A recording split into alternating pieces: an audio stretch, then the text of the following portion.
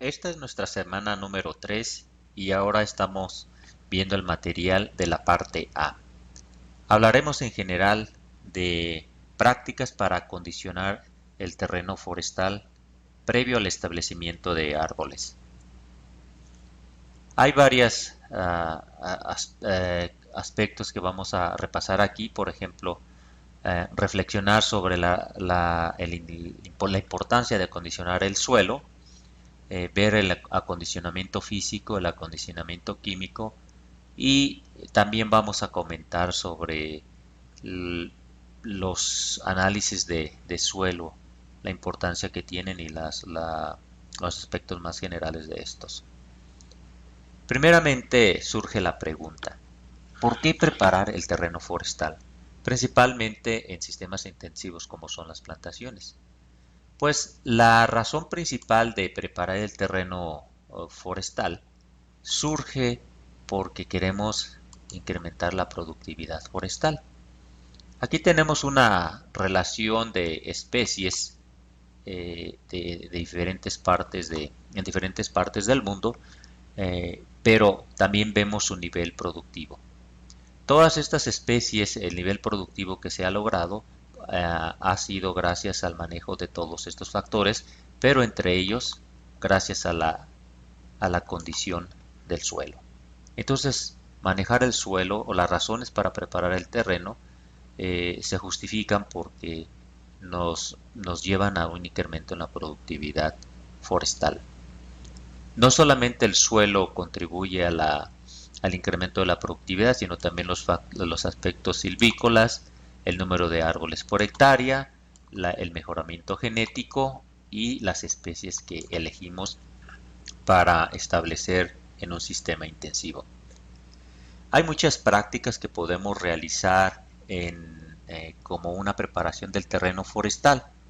Por ejemplo, podemos mencionar la incorporación de material orgánico o de desechos de residuos de cosecha una vez que se terminó el aprovechamiento. Entonces, este proceso pues acelera la descomposición del resto de ese material orgánico y transporta esos nutrientes que están en la vegetación, los canaliza al suelo para que puedan ser utilizados por las plantas vía raíz. A veces el suelo orgánico superficial es en realidad un problema, así que tenemos que hacer una remoción de la capa orgánica si es que es de mucha profundidad y eso evita el problema de regeneración. Cuando hay problemas por físicos mecánicos del suelo, pues se recurre al subsolado. Cuando los suelos son de baja fertilidad, condicionamos agregando en forma artificial los fertilizantes o los nutrientes que la planta requiere. A veces es posible hacer un ajuste en el pH, por ejemplo en el caso de los suelos tropicales. Eh, las prácticas para la preparación del terreno son variadas, pero para un sistema intensivo aquí las podemos mencionar. Por ejemplo, una vez si había vegetación natural, pues se hace una remoción de la vegetación natural donde se va a establecer la plantación. El rastreo, o se hace un rastreo si se requieren bordos o simplemente se establecen las líneas donde se va a establecer la plantación y posteriormente una vez que ya tenemos el suelo o las líneas del suelo con condiciones físico-mecánicas adecuadas, procedemos con la plantación de la especie que se haya elegido. Una vez establecida la planta, desde luego se requiere cuidado sobre el control de las malezas, sobre las podas, el control de las plagas. O sea, el establecimiento de los árboles no termina simplemente con la plantación. En los suelos compactados, pues tenemos que recurrir a un subsolado, pero también es importante considerar qué tipo de maquinaria vamos a emplear, ya que si tenemos suelos con texturas intermedias y utilizamos equipo muy pesado, es muy probable que en realidad promovamos la compactación del suelo. La remoción del suelo superficial a través del subsolado es favorece, además de la condición física del suelo, asegura una mayor ganancia de agua en el intervalo aprovechable para las plantas, y también nos permite un establecimiento mucho más rápido de las plantaciones forestales. En el caso de las reforestaciones o simplemente el establecimiento de árboles en general, es muy importante tener en cuenta que tenemos que remover el suelo en una área mucho mayor a la proyección de la copa de los árboles o de los brizales que se vayan a establecer, para asegurar que el árbol tiene un volumen importante de suelo removido en las primeras etapas y logre así su establecimiento en forma exitosa.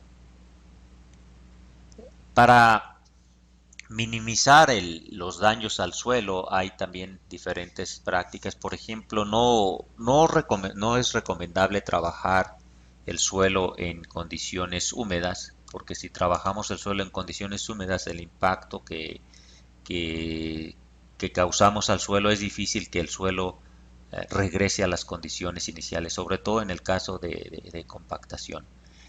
Si no es necesario hacer muchos pasos sobre el mismo punto, sobre la misma línea, hay que evitarlos, ya que de acuerdo al número de pasos sobre el mismo punto, se incrementa también el daño físico al suelo. El derribo direccional es importante, así como la planeación de caminos. Un derribo direccional y la planeación de caminos, eh, pues a veces es tan indispensable que nos reduce las pérdidas de erosión en forma significativa. También es importante considerar la exclusión del ganado, ya que el ganado ejerce una presión estática comparable con la del equipo de maquinaria pequeña, y causa varios daños al suelo. En los casos en que amerite, pues se puede utilizar tecnología avanzada como la extracción con cable aéreo.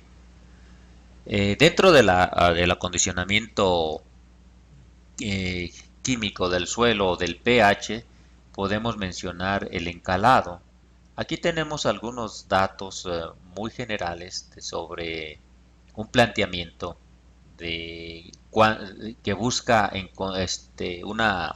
hacer una cuantificación de cuánto carbonato de calcio pudiéramos agregar a un suelo si queremos reducir su acidez en un 15%. Los datos son: este es el área de la plantación, la profundidad, la densidad aparente, la acidez intercambiable.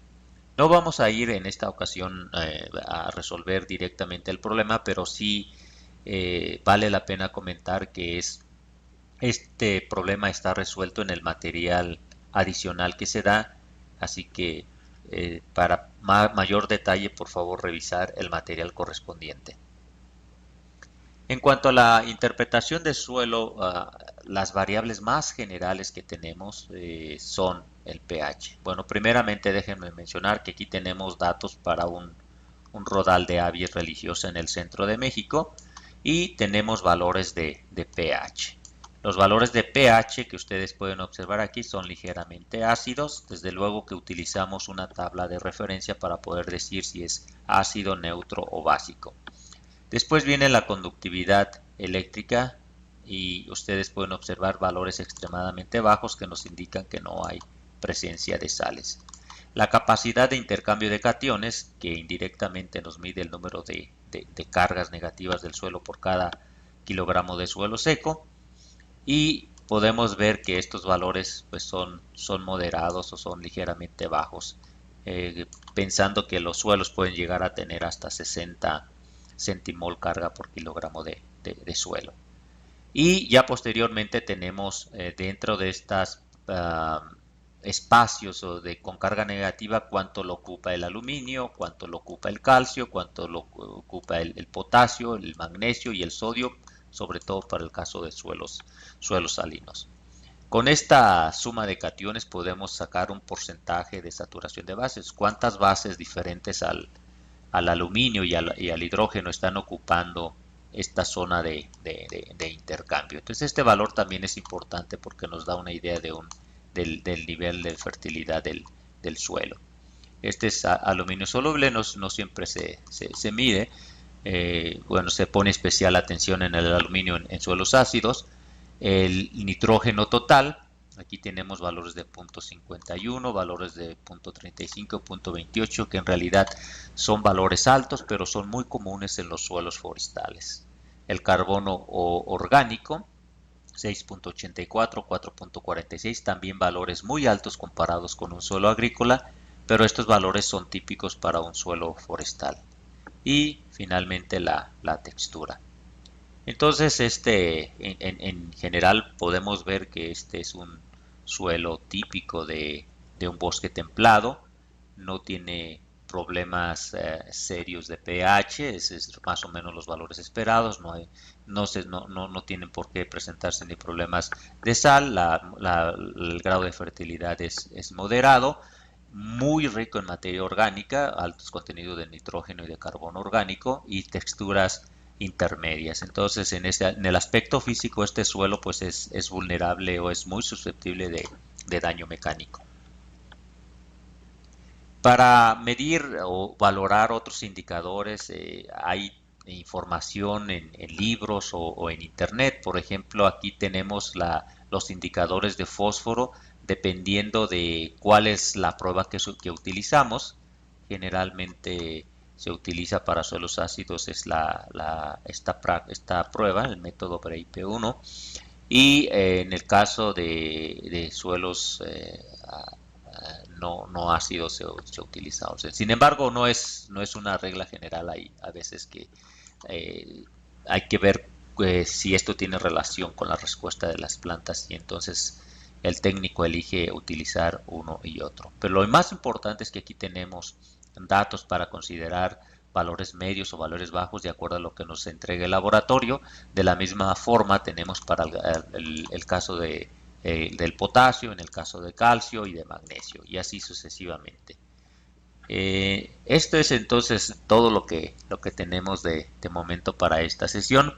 Yo espero que estén revisando todos los componentes que se llaman sumario, porque ahí tendremos comentarios adicionales sobre estas presentaciones. Muchas gracias.